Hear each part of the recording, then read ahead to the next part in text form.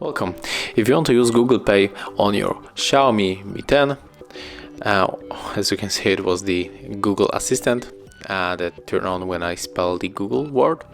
So right now, let's enter the Play Store, click on the Google Pay. Type here the Google Pay and click on the Open.